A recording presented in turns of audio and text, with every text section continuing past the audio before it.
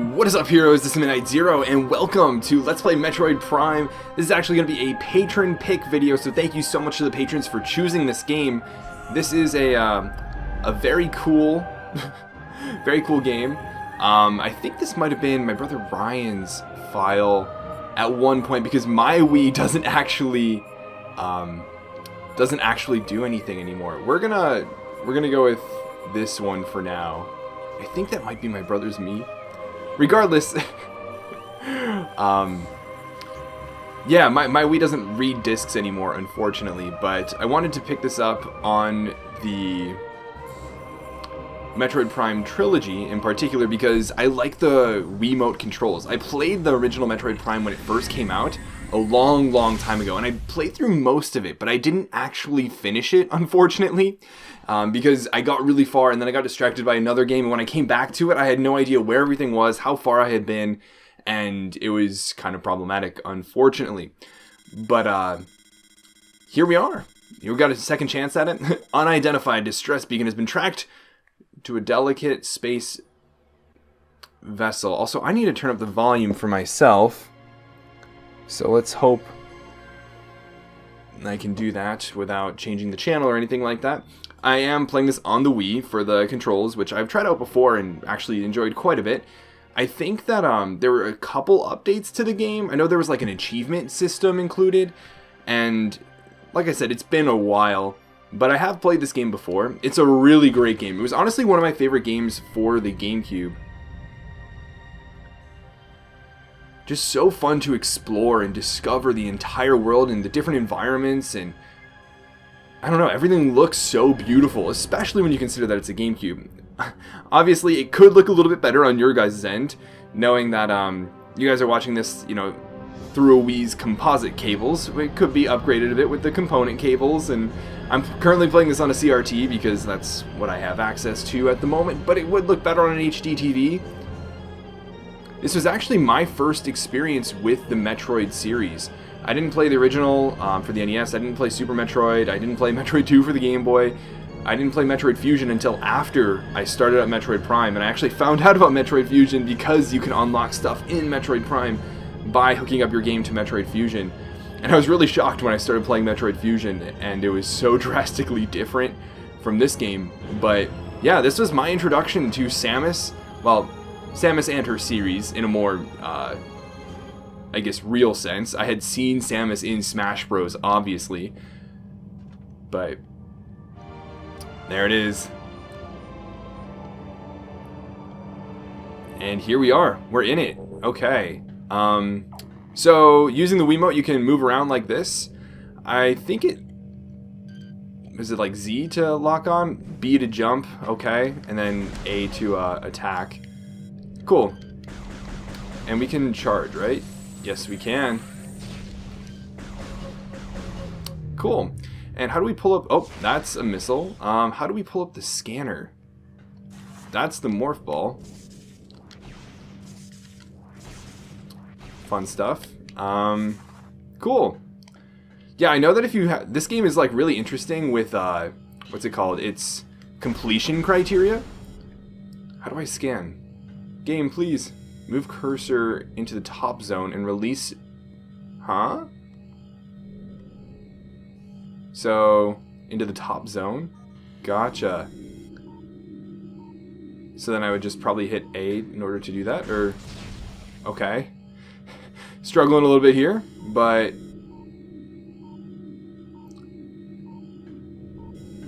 press and hold Z to scan a target. Oh, cool. I know that when it comes to speedrunning, there's some really cool tricks you can do involving the scan visor because it's something with your momentum and jumping around and all. Cool. So now we're back to the visor, the regular stuff. Oh, and the game's gonna have us look up. I know that this game was really influential for its time, too. It's something that, you know, when talking about older games, you really have to consider is, what was the standard for games at this point in time? You know, was this something that had been done before? Was it something that was done this ambitiously before, right? And this is definitely one of those games that breaks boundaries.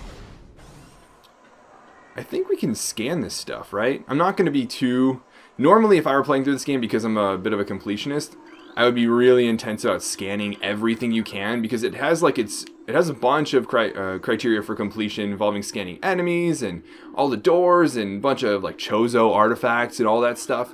But I'm not going to stress myself out with all that. I thought this was like an enemy at first.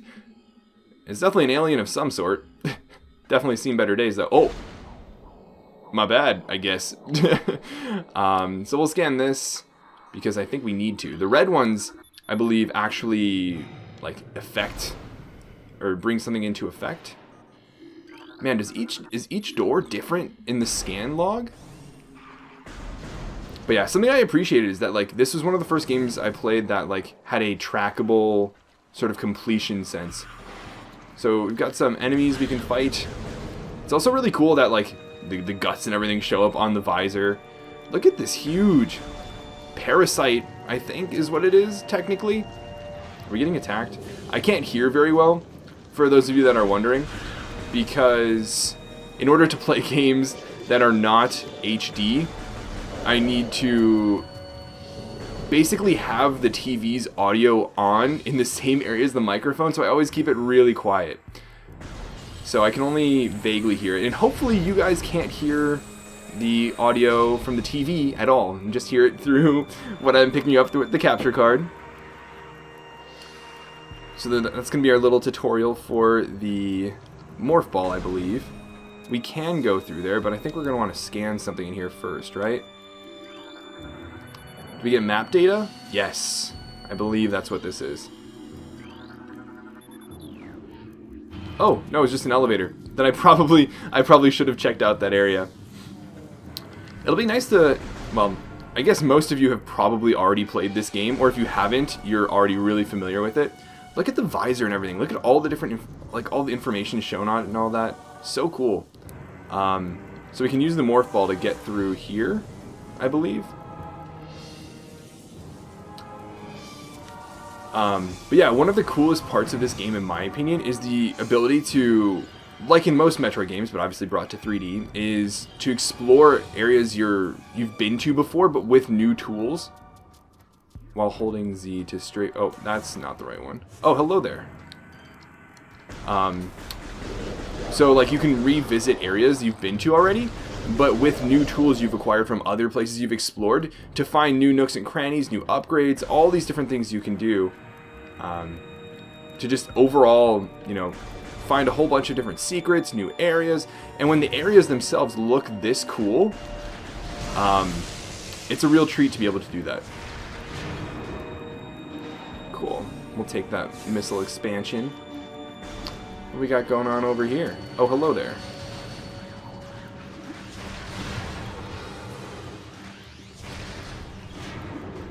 Okay. Moving onward. Let's check out what's going on with this buddy boy. Huh. This specimen has been horribly mutated. There are no life readings. For now. Dun-dun.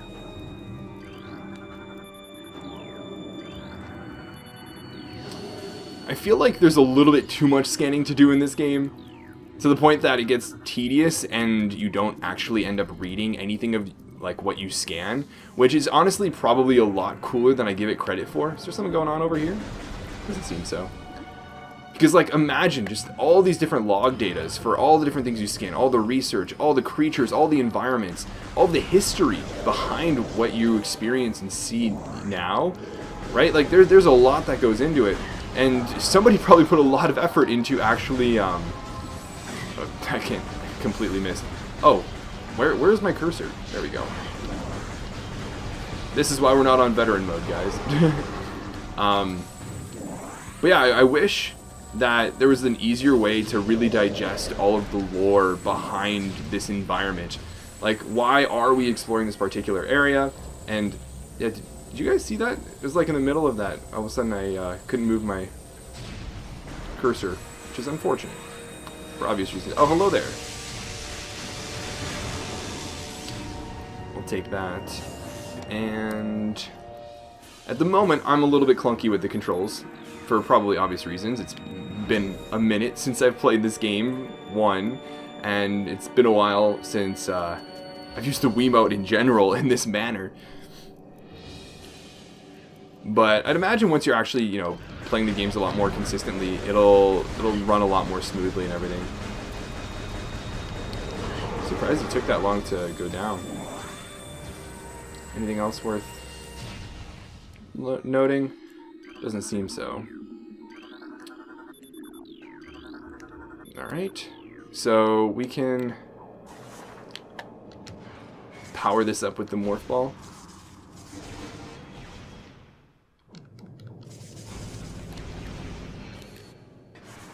And see what's inside. I'm skeptical. Rightfully so.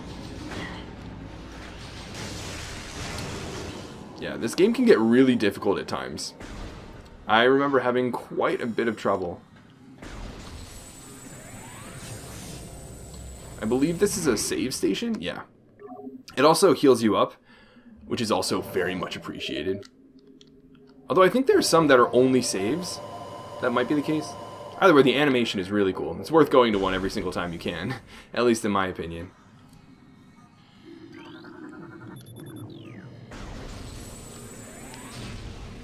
Alright.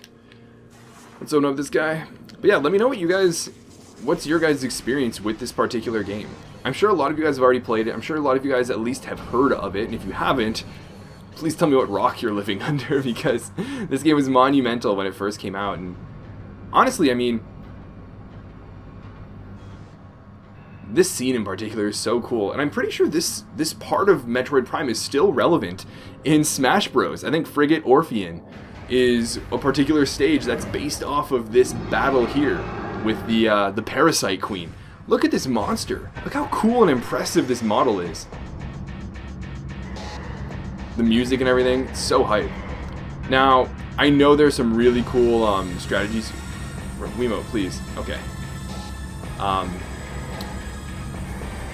There's some really cool strategies to like beat this battle really quickly. I'm not going to be demonstrating them because I'm not the right person to do so.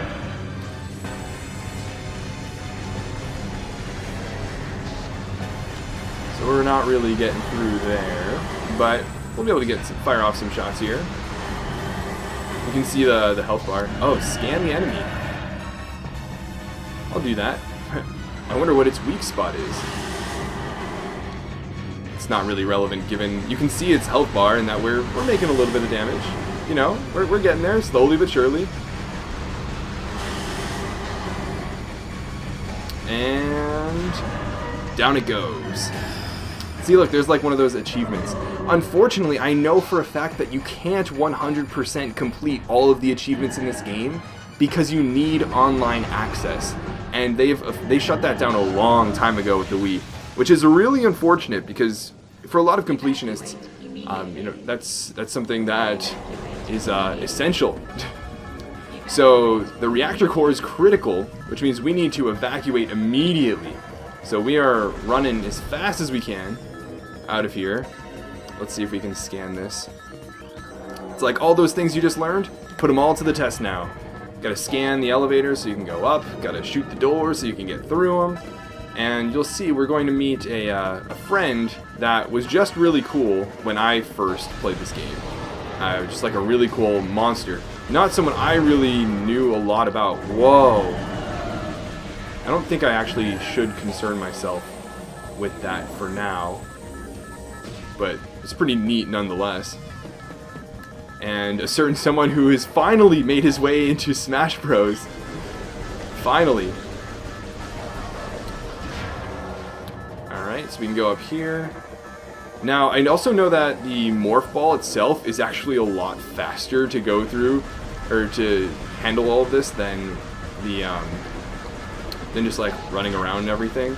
We'll take the damage and move on because, whoa.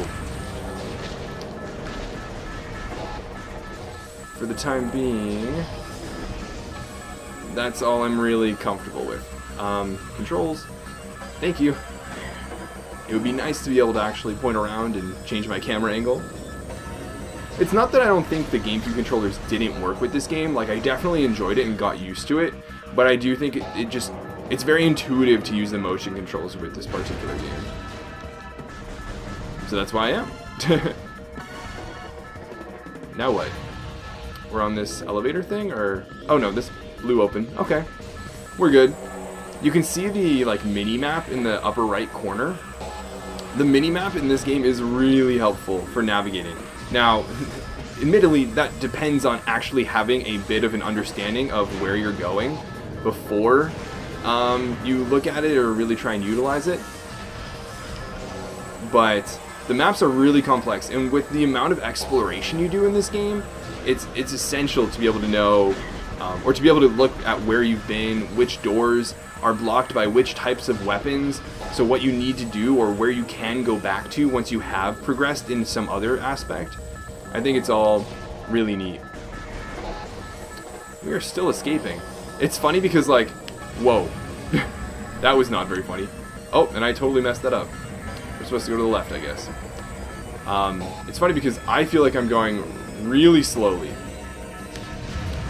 And that's pretty much because in the past 5 to 10 years, every time I've seen this part of the game actually played, it's been at AGDQ, which means it's been, you know, in a speed run where people are moving around with the morph ball and moving a lot more quickly than I am. I know that if you like lock in with the scan visor and like dash to the side, you move really quickly, and now you'll notice there's a new icon. Ooh, and a new friend. I think this is Meta Ridley. Looks really cool in my opinion. Ridley's been in, I believe, Super Metroid, and I don't know if Ridley was probably in the original Metroid. I only played a little bit of it. I picked it up on the NES, and that game could definitely use a remake. I think, how do I just do that, and then swing again. So we made it past.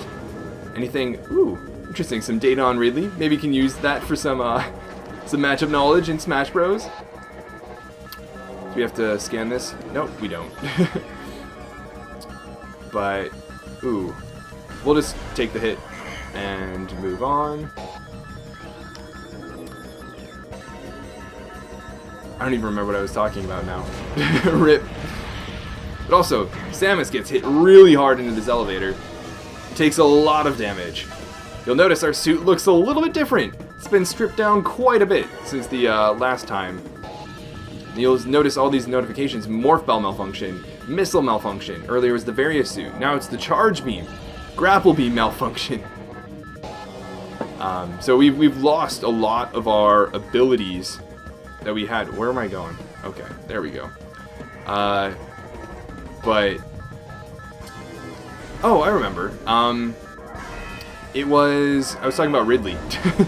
Yeah, I don't know exactly where Ridley started, but I imagine he was in the original Metroid, and I played that for the NES, but that could definitely use a remake, and it did get one, Metroid Zero Mission, and I played a bit of that too, and I actually enjoyed that quite a bit. It was actually when a Metroid 2 remake into R had come out, before the official Metroid 2 remake had come out. Look at Ridley. So cool. And then look at this, so epic. The cool little flip onto Samus's ship. I forget what it's called. I should know though. But we successfully made it out of the pirate frigate. As did Ridley, it seems. This is probably like our third iteration of Ridley. I know there are a bunch of different ones, and there's one patron in particular who knows a lot about it, but tracking on enemy target has been lost. Ground-based recon required. Begin landing sequence. So that was kind of like the tutorial level. This is when the game really begins, in my opinion. They basically introduce you to all these different controls, a lot of the basics, and show you some of the cool things that Samus can do, and then take them all away so that you're motivated to try and find them again. But also just look at this place. Look at this cool environment. All the rain, all of the greenery. It's like very much its own planet, right? And like, you know, compare it to something like, I don't know, Skyrim in all of its iterations, or, I don't know, Breath of the Wild or Xenoblade. And of course, the environment, you know, doesn't have the nicest textures or anything like that, but you really do feel like you're in a new environment. that you know nothing about and you're in danger of, right? Because you don't know what else is here, and you've been stripped of all these powers, and you're just, oh, I did not mean to do that. But you have to figure out, like, where is all of my stuff? How do I survive? Where do I go? What else is here? And that's how it all starts, right? So like you just start here, and that's the beginning of the game. So obviously what we can do is climb up here, and at this point, this is where my memory starts to get a bit fuzzy. These places look familiar, but it's not like I know concretely, like, oh, I definitely need to go here. Also, this music is so good. The Metroid Prime series has excellent music. I'm pretty sure we can blow these up. Yeah, we can. Oh, and that's right, I can't even, charge my shots anymore. But just, like, listen to the music. It's so atmospheric. And, like, you can tell that that's one of Metroid's, like, best aspects, is building an environment where you really feel immersed in it. You feel a part of it. You feel lost in it.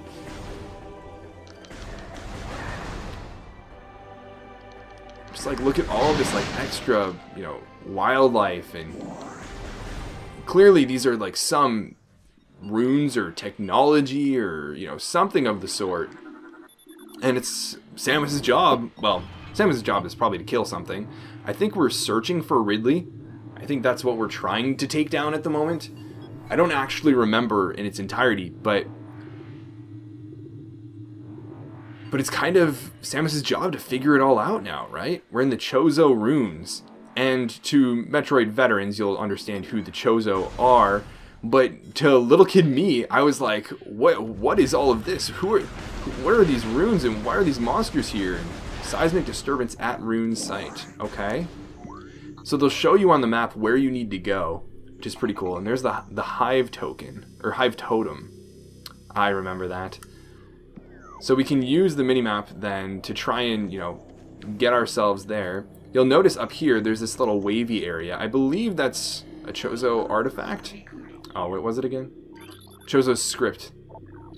So look, like, the history of the Chozo stretches back into ancient times, so far into the fog of the past that we now know not where our ancestors came from. One thing is clear, however. The Chozo who colonized Tallon 4 made a conscious choice to eschew a civilization of advanced technology. We Chozo chose to live in harmony with nature, guided by the providence of the universe. This is a lot. But like, you see how that's just like with one scan, getting into the lore of why you're here. And I'd imagine that's why, they don't really need to say as much with, like, oh, providing exposition via character or some narrator or something like that, because you kind of discover it via scanning everything. I do think it gets overwhelming, and it would be better suited to, trim down the amount of stuff you need to scan. Alright, where are you coming from? There we go. I knew they were going to pop up somewhere. We don't even have missiles anymore, that's right. I think we get them pretty soon at that hive totem that was mentioned before. These guys like to burrow underground. Nothing too crazy. But, I mean, that's obviously intentional, given it's the very first area. So you'll notice this door in particular has, like, a little bit of a lock on it, and that's because we need the missiles to get into it. What does this mean? One way to find out. Passageway to shrine. Cool. So let's head on over here, see what we can maybe find up here. There's an energy tank, which is really useful for, just surviving a lot longer in this game.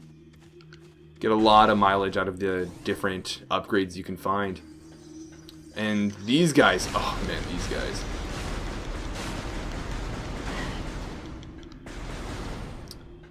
So we've got these laser things on the wall that we can shoot should we want to pause them, so that we can make our way even further. I think there are some bees. I'm gonna preemptively shoot these. Hopefully blow them up. Because I think that's where they come from. I could just be wrong though. I'm going off of a very, very old memory. Where do they come from?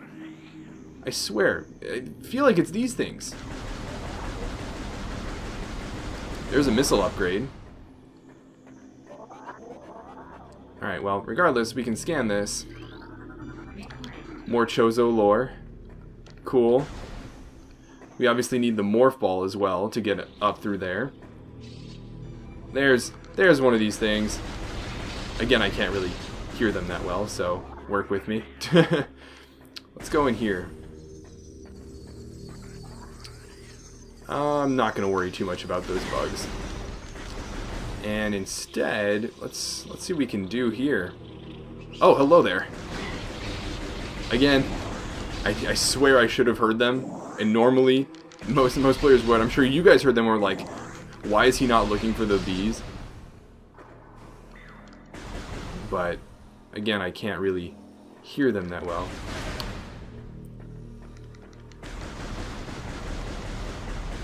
Got these very elusive guys. And you'll notice there's this kind of, I almost said cilia.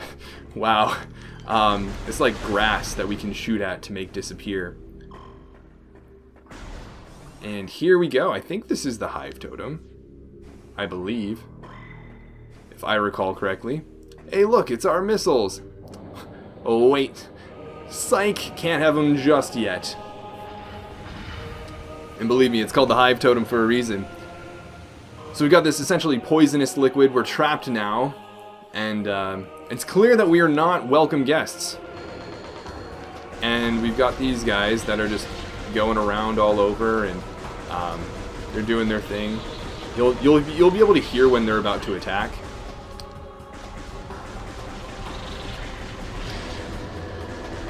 And so they'll surround you and everything, and then they'll keep doing that, and they'll occasionally stop and then go in for the kill, and you know, and then you'll eventually have a moment where you can.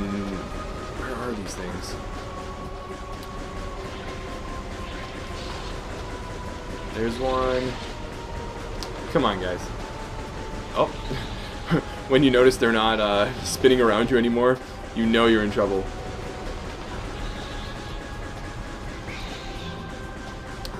Come on. There you go. Oh.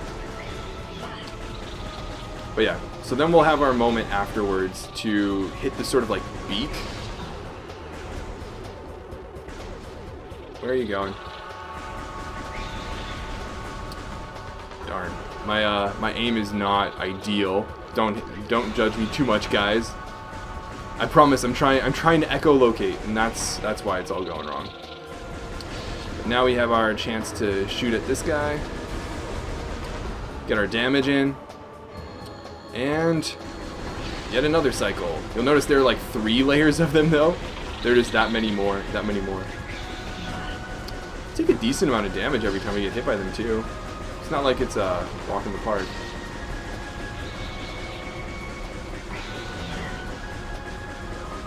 Although there aren't too many of them. Wow, how is that stream like not hitting them? Seems like a head-on hit does like 10 damage. There's one of them attacking us, I'm sure. Don't want to step into the poisonous liquid. That would be less than ideal. Where are you at? Where you at? Where you at? I wish there were a faster way to turn around and everything, but I'm sure there's a way to up the sensitivity. I feel like that's a necessity in anything mildly, you know, shooter related. Where are you at? And if you want to see this done a lot better, there are plenty, and I mean plenty, of speedruns out there on YouTube. YouTube, Twitch, all that stuff. And there's so many cool glitches. Alright, this is getting a little old.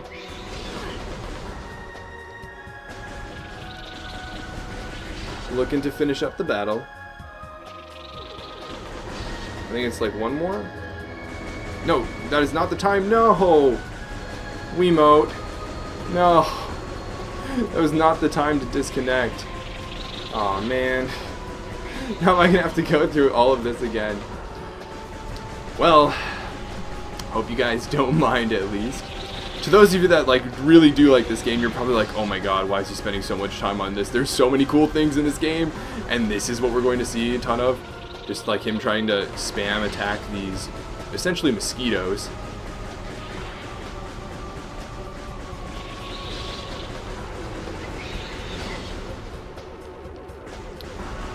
least I feel like this round is going a little bit more quickly than the last one.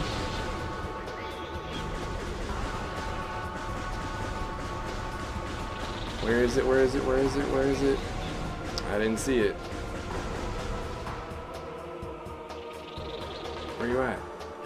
There it is. Just too late. Okay, I think there's only one more. Where are you at, bud?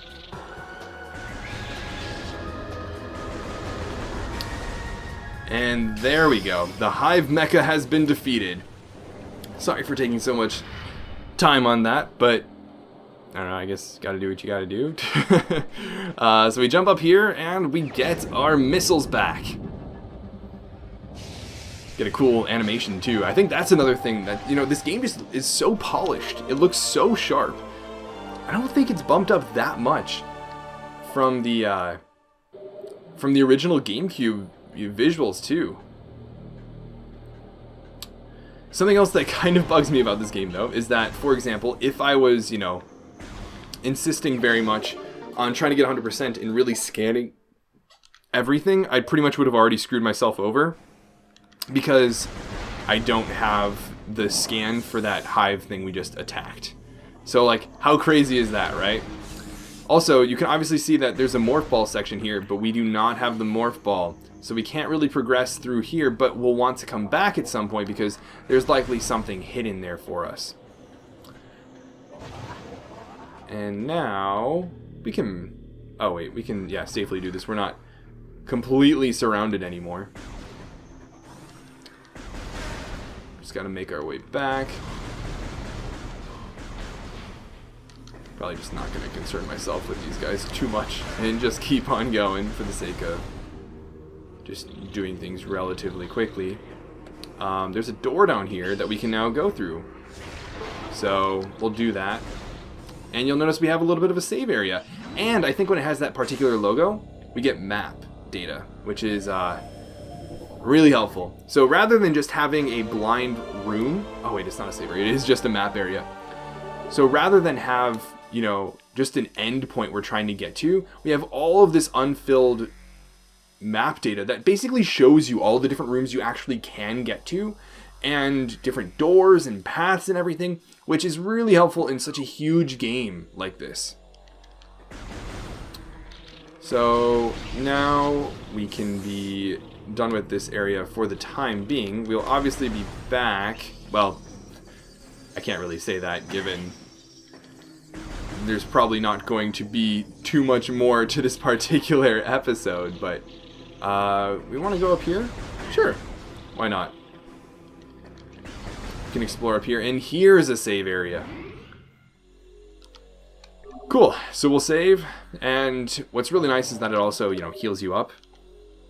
I appreciate that every time you do save, you get to heal up, so it's not like you save with, I don't know, all of like 10 HP left, and you're just doomed as soon as you start up your game again.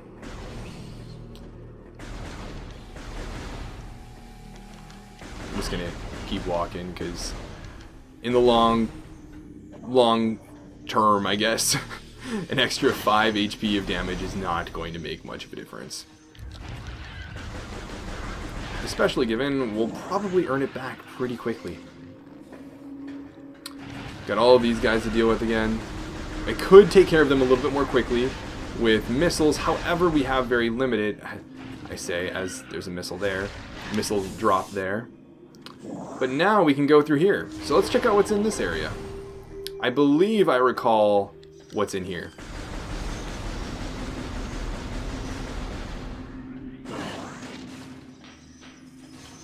I think we may have a bit of like a boss battle of sorts, actually. It's always such a mixed bag walking through piles of those things after you shoot them, because you get so many different drops. But at the same time, oh, we got our morph ball over there. Let's go get it. Hold up, says the Chozo runes. You gotta get through all of us first. So yeah, we got a whole bunch of these enemies to fight first, and I am really not doing so hot with my aiming. Admittedly, I mean, granted, this is the beginning of the game. It's relatively easy, and you'll notice that from like a game design standpoint, they've already taught us how these enemies work. They have a bunch of them just outside this area, so the player should be familiar with, oh, I know how to fight these enemies, I know how fast they move, I know how they attack, I know how they burrow below the ground and everything.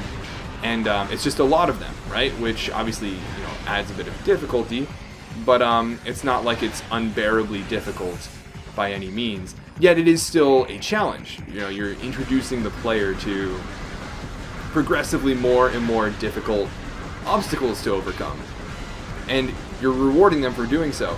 And very quickly, you're starting to gain something like the missiles, where you're able to access a new area.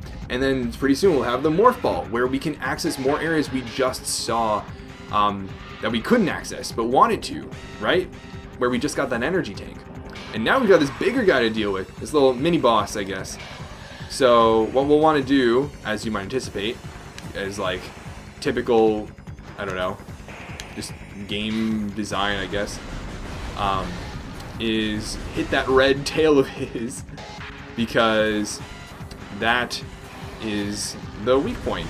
And in general, that's kind of a general game thing, right? Like, if a character has like some really strongly colored aspect, it's probably a weakness, or something that just like really sticks out. Like in all the Zelda games, when there's some boss that has like one eye that is like so drastically separated from the rest of their body and is colored differently, you're supposed to strike it.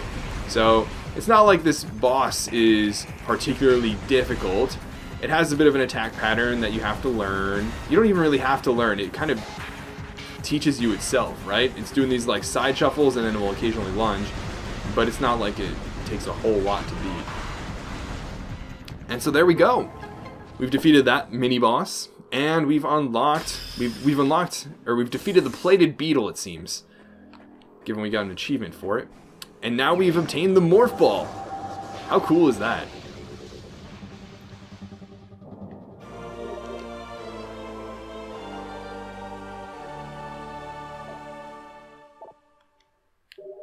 So now we have even more,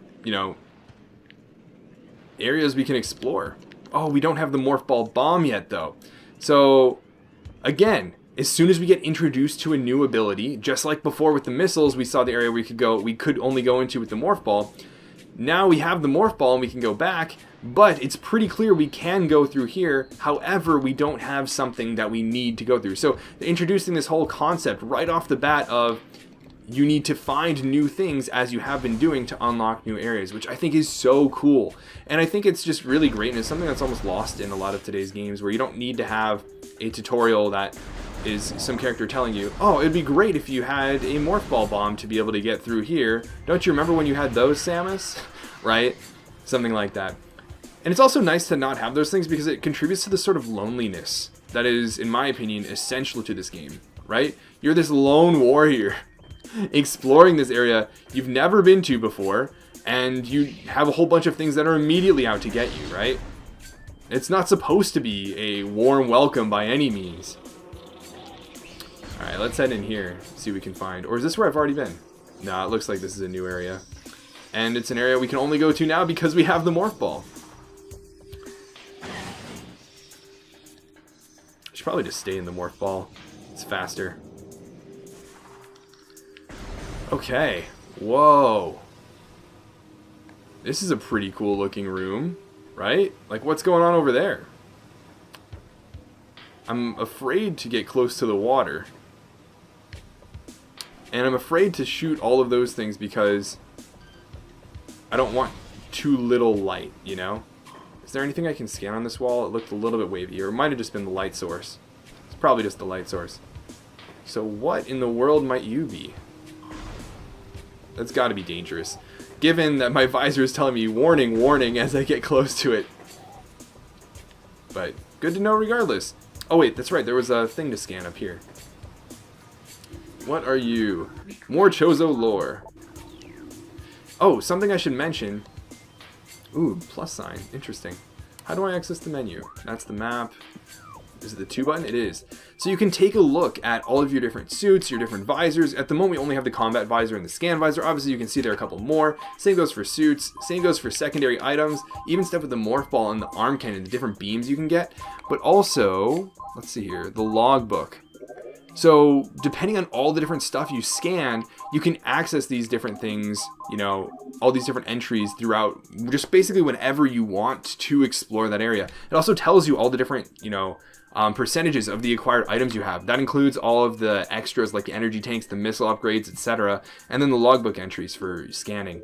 I think it's really cool that they allow you to access all of that stuff at other times. And they kind of give you an update on your progress. What am I taking damage from? Those mushrooms, potentially? Whoa, intense heat. So you can see, obviously, this is an area we can't really venture into. Also, can we talk about how cool the visor effects are? Really appreciate that. But we obviously can't really explore this area yet, because for some reason or another, we can't handle the heat, and I'm sure when we are able to do so, we'll know that we're able to do so. And I know for a fact we will, because I have played the game well enough, or very much enough to understand or to know exactly what we need for that part. But now we can go to this area that we can only unlock because we have the missiles. And yes, this place. So look at this place. Look at how cool this is, right? This huge tree thing. All of this green as well, and these like tentacle things, right? What are we gonna do about that? And this new grass we see that's got these red tips. There's a whole bunch of stuff to explore. So we'll start off by hitting that because that's how we get rid of it. And we now see that they can also just spawn seemingly unexpectedly. So we should be on the lookout for those going forward. And we've got these platforms we're climbing. I see these hive things, so we're never really going to have to deal with those. I think I might have to missile them to blow them up. I think if I recall correctly, these types of things are what we need to scan in this place. There are like a few of them I need to scan, if I recall correctly. We might have already passed one. Regardless, we'll continue a bit. Oh, we got another one. And we've got this area we can explore. Got a little bit of like the steam effect on the visor. Cool, I'm digging it. And now we're here.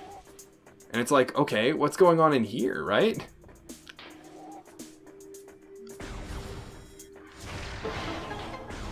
Hey, and we've got a save room.